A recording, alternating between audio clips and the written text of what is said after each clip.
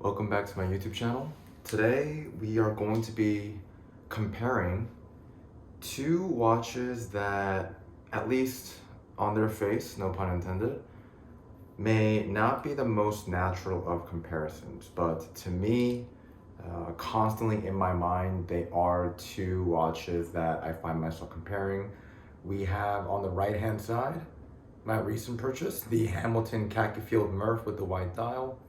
On the right hand side here, or on the left hand side, we have my matte black Seiko 5 SRPE.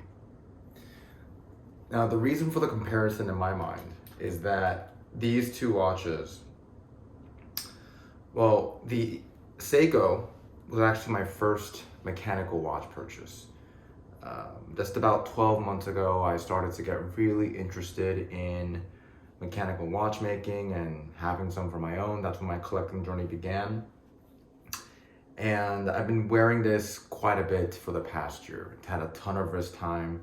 As you can see right now, it's on this black leather strap, as opposed to the Murph, which I purchased less than a month ago. I think it's been about 3 weeks now.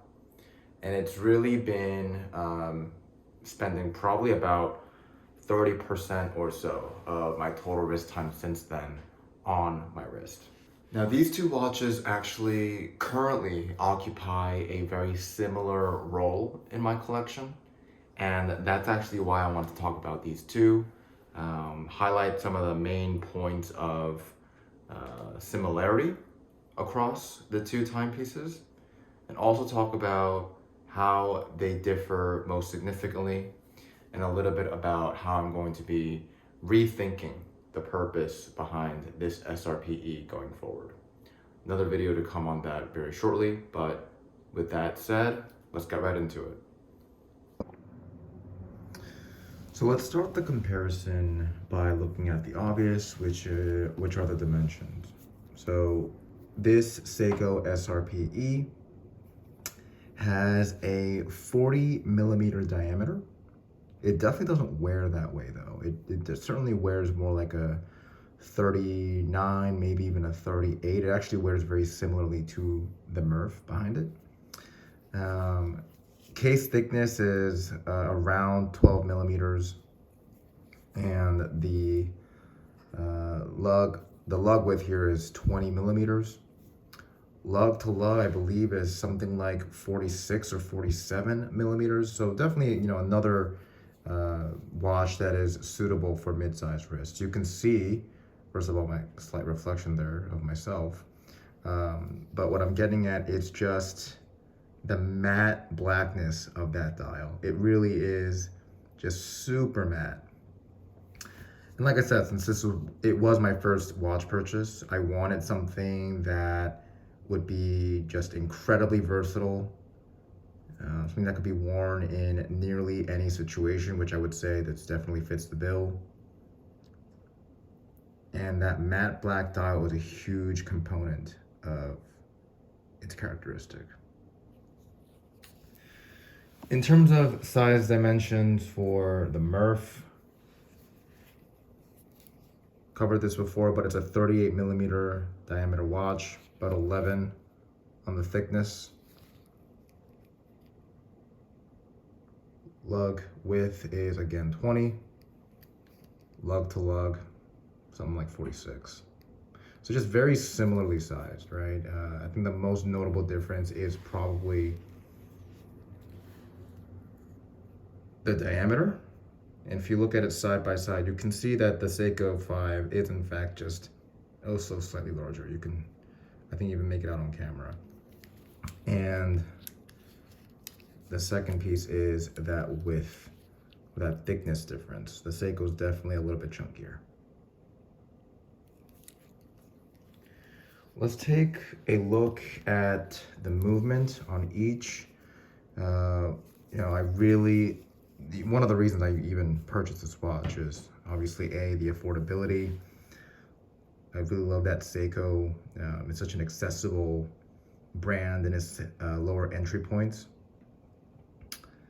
Obviously, it can get much higher in some some higher up tiers in terms of cost, just like this sneak peek SPB 143 that I'm wearing on my wrist today. But this open case back was a really huge selling point to me, given that the mechanical watchmaking element of watch collecting was just really appealing to me. You can see that balance wheel doing its thing, going back and forth. And there's our rotor. You can see it just spinning around there. Seiko actually is really meaningful to me, not just as the first watch in my collection, but there's a little bit of a family history that I associate with Seiko that I'll get into in some other video. But for that reason, I have several Seikos in my collection. In fact, for quite a while, Seikos were all I had. It just means a lot to me. Really beautiful watch. Now, the Murph also has an open case back. A really, you know, compared to the SRPE, like just a better finished one, right? You can see just a bit more detail, a bit more effort having gone into the movement that you can see through the case back there. A lot of little logos. I think even like the finishing of the design, that Hamilton logo there. The balance wheel looks just prettier as well, frankly. H10 movement over here, 80-hour power reserve, 3.5 hertz. The Seiko has a 40-hour power reserve. It's run by the 4R36 that has that date 8 function. Here's a look at the difference in the case back, the open case back movement. Both beautiful, both allow you to appreciate old school mechanical watchmaking. Gotta love it. Let's talk next about the dials. In terms of the dial, clearly you can see a difference in color, black versus white. One of the first things that I want to get at though are just the indices.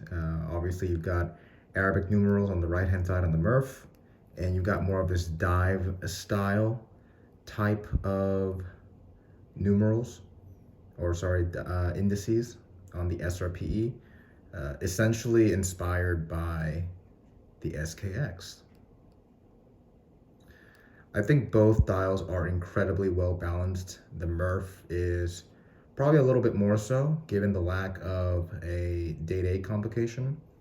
But Seiko did a really good job just integrating this date 8 window into the rest of the dial. You can see that it's approximately the same length as the 9 o'clock indice.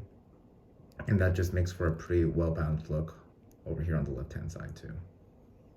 That said, again, admittedly, this guy's a bit more balanced. I love the printing on the Hamilton.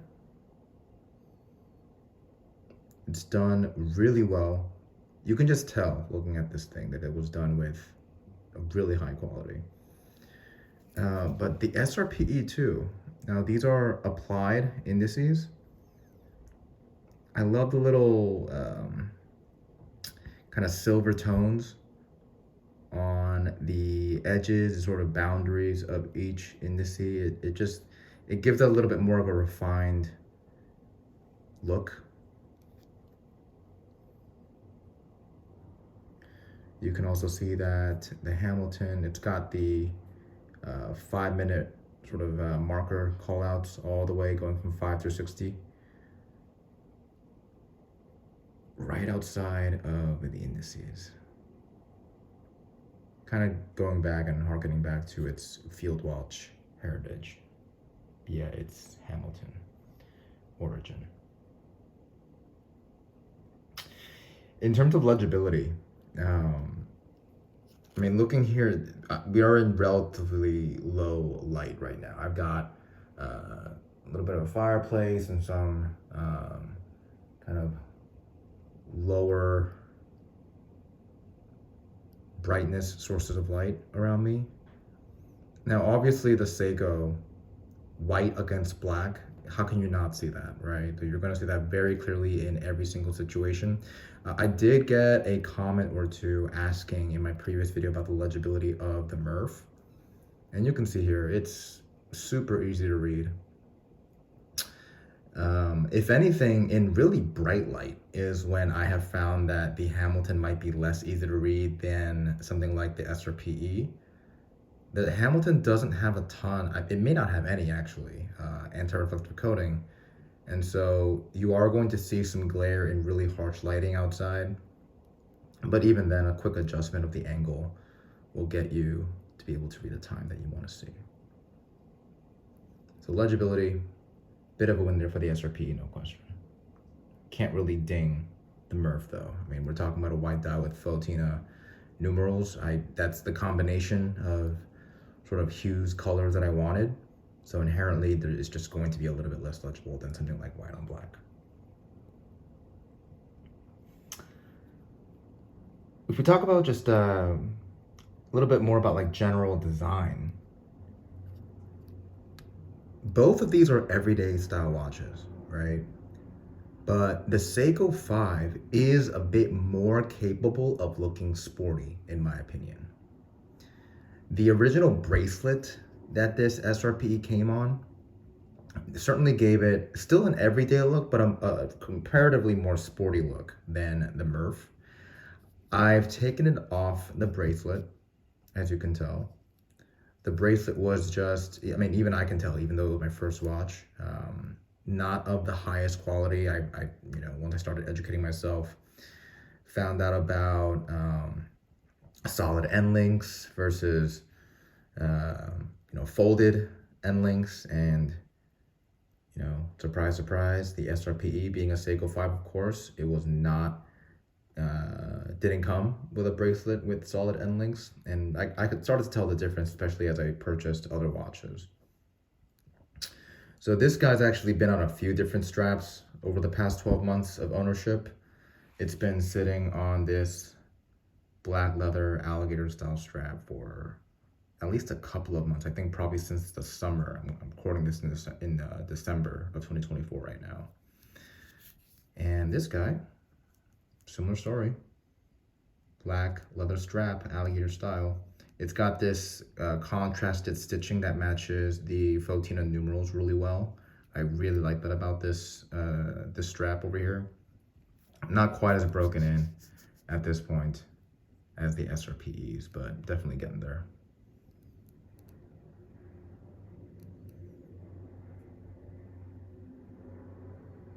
Now, given that this guy's more sporty, I'm actually planning on changing out the strap, not to the original bracelet, but to a new Jubilee style bracelet that I've ordered from Strap Code. Should be coming in the next week or so. So look out for probably just a state of the collection video that'll include this SRPE with its new bracelet on. And it's largely because, again, they're kind of occupying the same role in my collection at the moment. I don't have too many watches. I've got about 10, 11, something like that, 10, 11, 12 watches in my collection. And I really, for better or worse at this point in my collecting journey, I do kind of want every watch to have its own distinct role.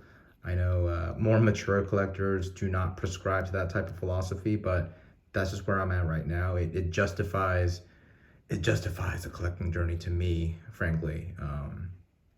That avoidance of redundancy, if you will. But both of these just really great watches that have served me well so far. Can't complain.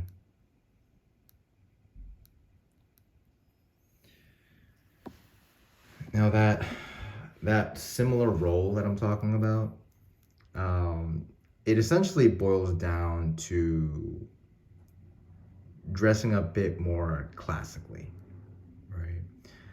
As I find myself going into work more often these days, and I'm starting to go to a new church that I found, there are just more reasons to dress nicely. And even without those two things, those two reasons to go out and dress up, I just find myself wanting to dress more often in polos and button-ups hoodies and sweatshirts or sweaters rather than t-shirts and hoodies these days. So this watch really serves that purpose. This watch had been serving that purpose initially, and it still can, again, given its versatility. But I really like this watch, the Murph, to become that, to play that dedicated role in my collection. On any given day, I could still go for the SRPE even when the new bracelet comes with that kind of outfit. But this Murph, it just works so damn well with that. And I really like the white dial in a lot of those outfits. That said, you're probably seeing some footage of the SRPE in that kind of styling that I'm talking about. And you can see that it works just as well. It's certainly more of a personal preference thing than an objective quality assessment. Certainly like the full kind of blacked out look that we've got going on here. Now, while all those considerations may be true, at the end of the day, I recognize, and I think most watch collectors do, that it's really about optionality. And so, I may very well revert back to this black alligator style strap, leather strap on my SRPE. That said, again, that role will largely be occupied by the Murph for the foreseeable future. A new strap, really a bracelet, is on its way to replace the black leather strap on this SRPE, but I'm gonna be holding on to this strap, and frankly, on any given day, I anticipate that I may have that urge to just go back to this really nice, nearly all black look in my collection. So thank you again for watching. I hope you enjoyed. If you did, then click like, subscribe, and throw a comment down below. What was your first automatic watch is particularly what I would be interested in. This Seiko is never going to leave my collection. It definitely stands to, it definitely kind of positions itself as a very special piece of my collection, given that it was the first automatic watch, my first sort of quote unquote real watch. Not to say that quartz watches are not real, but even counting all my quartz watches, this really was my first purchase in my watch collecting journey. And given its significance in that regard, it's not leaving anytime soon. Thank you all. See you next time.